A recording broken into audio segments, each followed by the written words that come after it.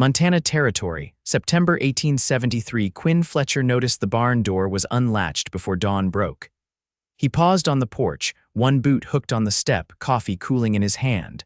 The livestock were quiet. No rustle, no snort. That was wrong. He grabbed his rifle and crossed the frosted grass in long strides, the cold biting through his shirt. The door creaked open under his hand, and what he saw stopped him in his tracks. A woman barefoot, wrapped in a torn shawl and no more than skin and bones crouched between the hay bales, a rusted pitchfork clutched in shaking hands. Her cheeks were hollow, hair tangled, eyes wide and sharp with fear. "Easy," Quinn said, lowering the rifle. "I ain't here to harm you." She didn't move. Her hands trembled harder. "You hungry?" he asked. She blinked, then nodded once, just barely. Quinn set the rifle down against the wall, slow and clear, then stepped back. "I'll bring you food, you stay right there." She did. He returned with bread, a slice of salted pork and a mason jar of water. She didn't thank him. Just watched him with the eyes of a starving animal, then tore into the bread like it might vanish. She coughed hard when she tried to swallow too fast. He handed her the water and she drank it down in one go. "What's your name?" he asked when she had slowed. "Rhetta," she said, voice raw. "Rhetta Pierce." She looked about 20, maybe a touch older, but there were lines of pain around her eyes that didn't belong on someone so young. "You alone?" he asked. She hesitated, then nodded again. Quinn didn't press more. She was shaking now, the adrenaline from being found wearing off fast. He opened the barn's side door to let in more light, then grabbed a blanket from the tack room and handed it to her. "You can stay in the house," he said. "I can stay here," she muttered. He crouched beside her. "There's a stove in the house. I won't ask questions you don't want to answer, but it's warm and you'll get soup." Her eyes filled suddenly, but she blinked the tears back. "All right." He helped her to her feet. She was light as a sack of oats and twice as stiff. As they crossed the yard, the sun cracked over the ridge, throwing gold across the pine tops. She stumbled once. He caught her arm. She flinched. He let go. Inside, he set her at the kitchen table and ladled leftover stew into a bowl, thick with beans and meat. She ate slower this time, careful. He poured her coffee and slid a folded towel under her feet. Quinn leaned against the counter, arms crossed. Watching her felt like watching something come back to life. She glanced up once. "Why are you helping me?" he shrugged.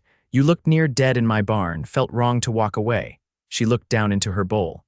"I walked 3 days, from the east, lost my shoes in the river crossing." "Everything else was stolen before that," he nodded, slow. "You got somewhere you're trying to reach." "No, just trying not to die." That sat heavy between them. Quinn rubbed his jaw. "You can stay here until you're strong. I've got work needs doing if you want to earn your keep, or not." "Either way, you eat." Rhetta looked up again. "Why?" He met her gaze. "Because decent folks are supposed to help when they can." She nodded once. "All right." By late afternoon, she had bathed and dressed in one of Quinn's old shirts and a pair of patched trousers cinched tight with twine. She moved slow, but there was color in her face now, and her eyes no longer darted like a cornered rabbit's. He showed her the spare room, small, clean, with a narrow cot. "You can latch the door from inside," he said. She looked up at him. "Thank you." That night, he heard her crying through the wall, quiet, muffled, but real. He didn't get up. Just stared at the ceiling, hands folded over his chest. By the third day, she was taking short walks around the corral, watching the horses. She spoke more, asked questions. Her voice was soft but steady. "You live here alone?" she asked one morning as they shared coffee on the porch. "Been that way a while," he said. "Parents passed, never married." She nodded. "Same." He looked over at her.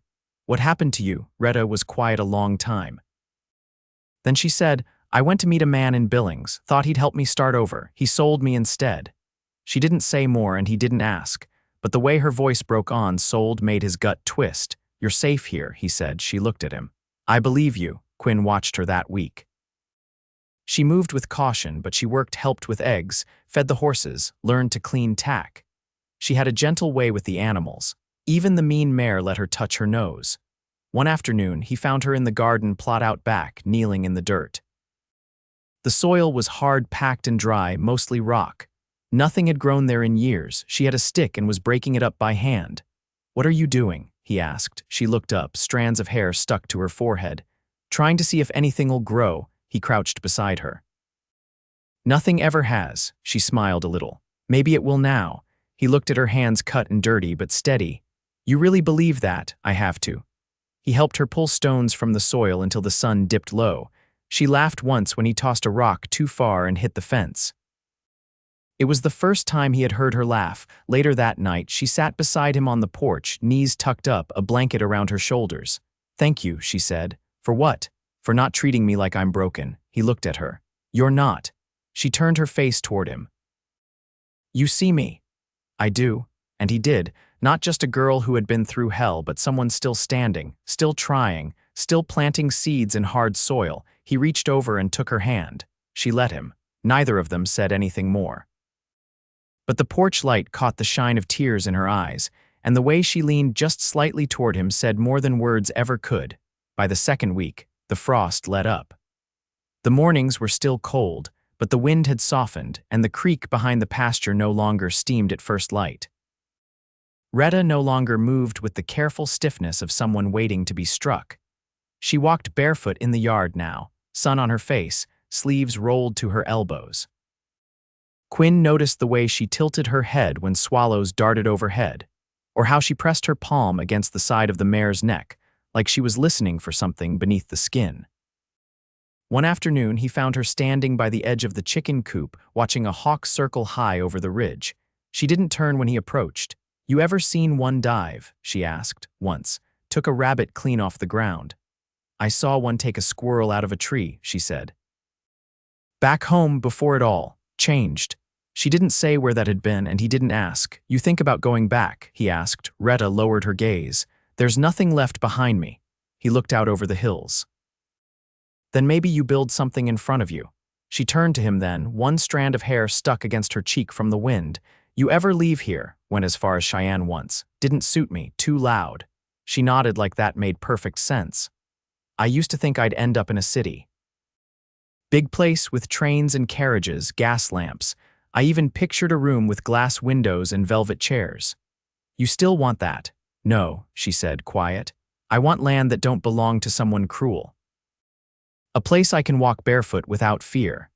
Quinn didn't answer, but he shifted closer to her, just enough that their arms brushed when the wind changed.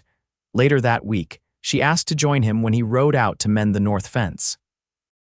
He handed her his second-best hat and helped her mount his old gelding. The animal was mild, more bone than speed, but steady-footed. She sat the saddle like someone who'd done it before. You've ridden, he said. My uncle kept mules. I wasn't allowed to ride them, so I did anyway. They reached the fence line by mid-morning. The posts had warped over the winter, and one section leaned hard east.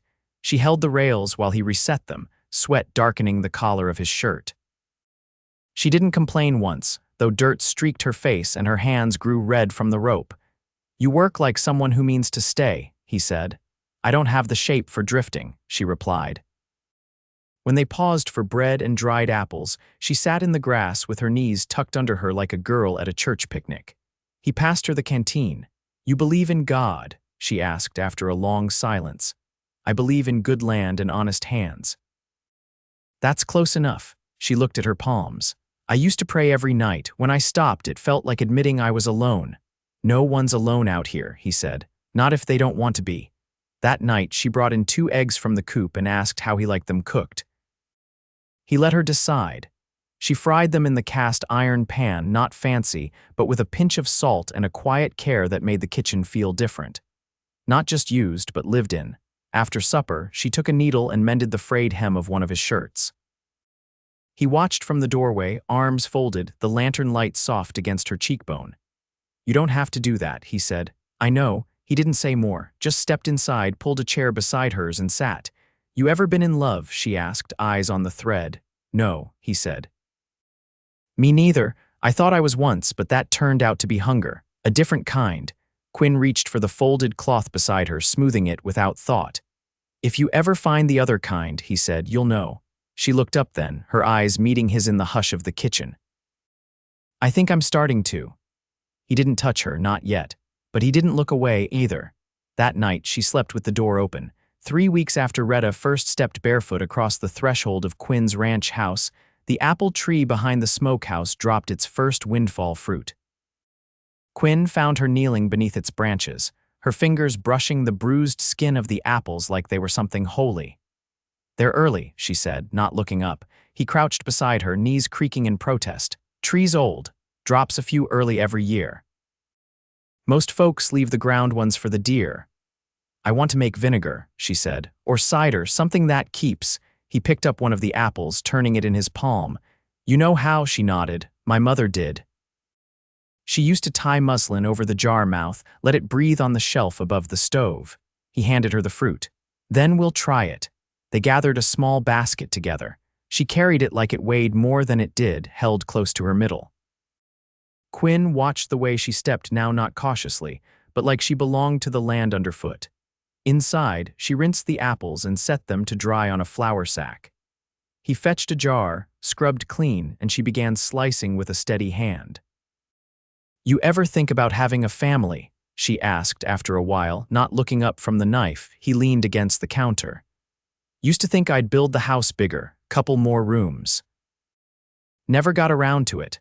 Why not? Didn't seem right building for someone who wasn't there." She glanced up, then back down.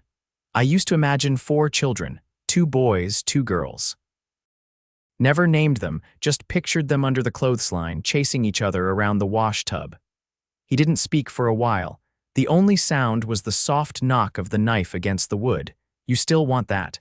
"I think I'd be content with one," she said. "Someone who came out of love, not survival." He crossed the room and took an apple from the cloth. He bit into it, tart and sharp. She watched him chew, eyes on his mouth, then looked away quickly. "I've got wood to stack," he said, voice low. "Come help if you like." She did.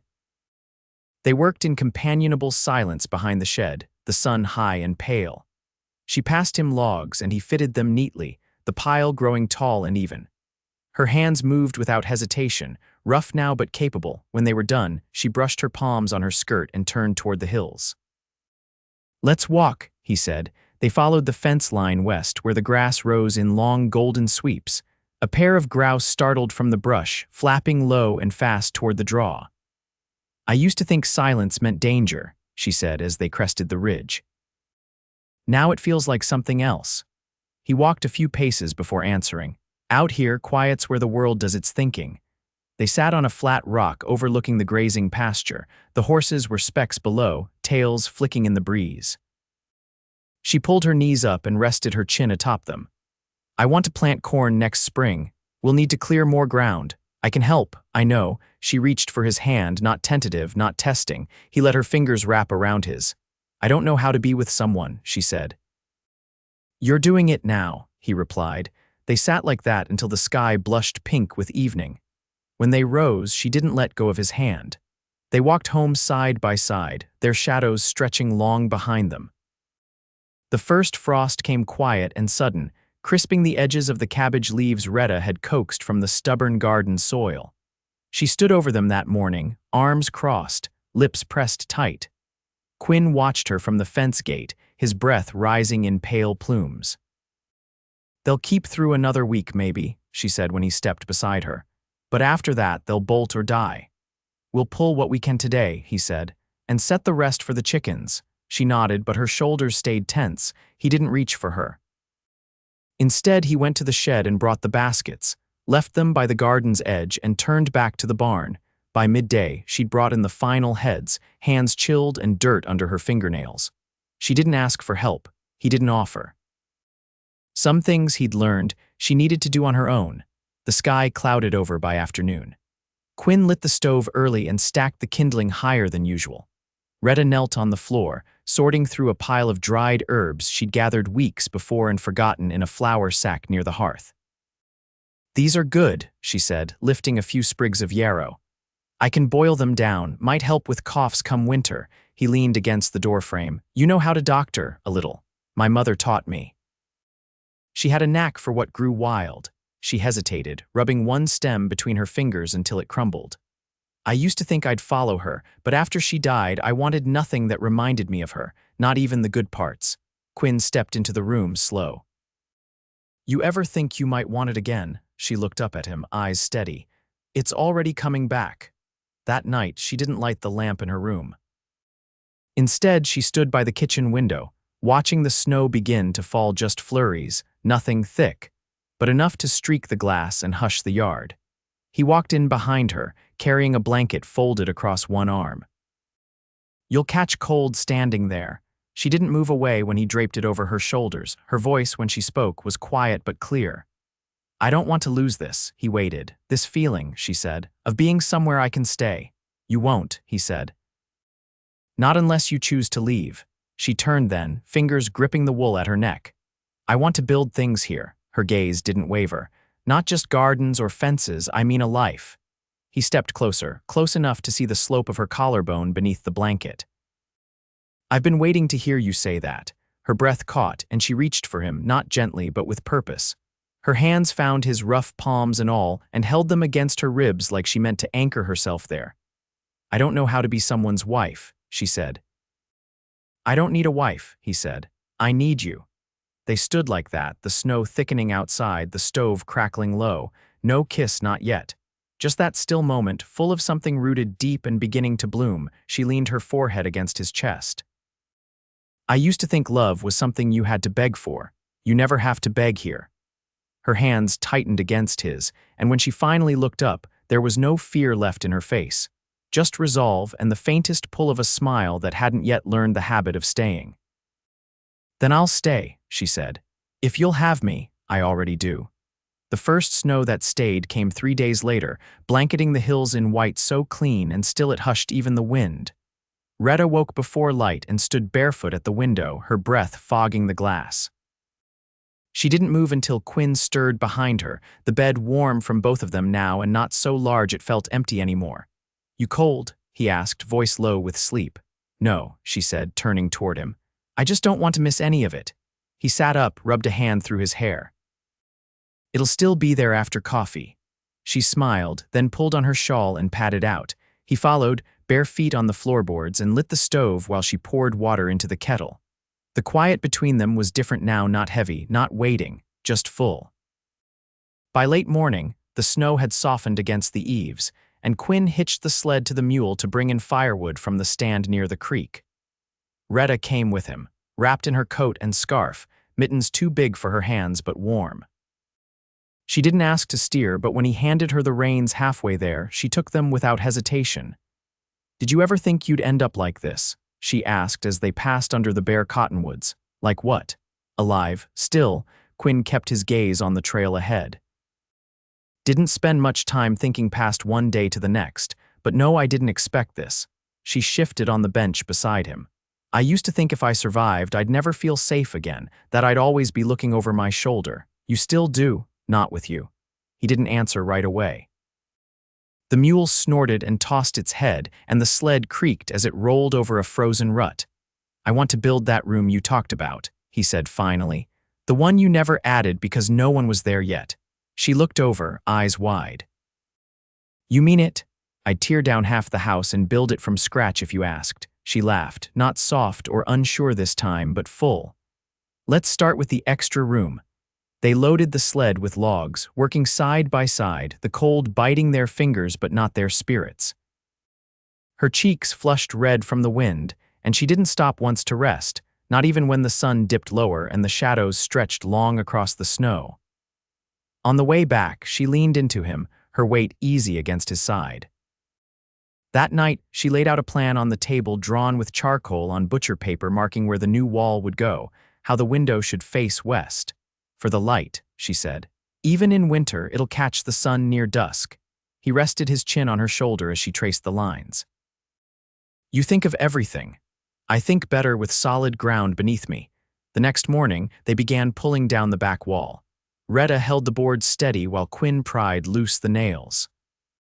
She didn't flinch when one splintered and caught her palm. She wrapped it tight in cloth and kept going. By the week's end, the frame of the new room stood solid, and the stovepipe had been extended to warm it through. She painted the walls in a pale ochre made from crushed berries and clay, just enough color to keep the shadows from feeling too sharp. One evening, after the room was done, and the last snowfall had hardened into crust across the fields, Rhetta stood in the doorway and looked out toward the barn. The horses were settled, the chickens quiet, smoke rose in a steady line from the chimney. "I've been thinking," she said, arms crossed over her chest. Quinn came up beside her, wiping his hands on a cloth. "That's dangerous." She nudged him with her elbow. "I want to make this official." He turned toward her, brows drawn. "You mean marry? I mean stand beside you in front of whoever's willing to call it true. Doesn't have to be church. Just someone who knows the weight of a promise." He took her hand, fingertips calloused now from work, her knuckles still healing from old bruises. "You sure?" "I've never been more." The circuit rider came through 2 days later, coat heavy with snow and beard crusted with ice. They stood beneath the apple tree, now bare-limbed and white-laced, and spoke their vows with breath clouding in the cold air. Quinn wore his best shirt. Rhetta stitched a new dress from a bolt of wool she'd traded herbs for in town. They didn't write anything down, just spoke what they meant. "I will hold with you," she said, her voice steady, "through every season." "I will keep the land beside you," he answered, "and your heart with mine." The rider nodded once, blessed the union with words plain and honest. Afterward, they shared coffee and bread by the fire, and Rhetta leaned into Quinn's side, her head resting just beneath his collarbone. That spring, Rhetta planted corn. It came up uneven at first, but she tended each row daily, thinning where needed, adding ash for soil and water from the rain barrel. Quinn built her a bench at the edge of the field where she could sit and watch the stalks rise. By midsummer, the garden bloomed with more than food flowers she'd never named but kept anyway, just for color. The new room in the house held herbs drying on twine lines, jars of cider vinegar, and a cradle Quinn carved by hand. "You think it'll be a boy?" he asked one evening, kneeling beside her as she spun wool. She smiled. "I think it'll be loved." And it was. The child came in the fall, healthy lungs and a quiet gaze that reminded Quinn of Rhetta, watchful, steady, unafraid. They named her Mercy. And when the wind shifted cold again and the snow returned, the house was full of footsteps, of warmth, of the kind of silence that held peace instead of fear. Quinn rocked Mercy by the fire, Rhetta's hand warm on his shoulder, and outside the apple tree stood tall against the sky, its limbs bare but strong, waiting for spring.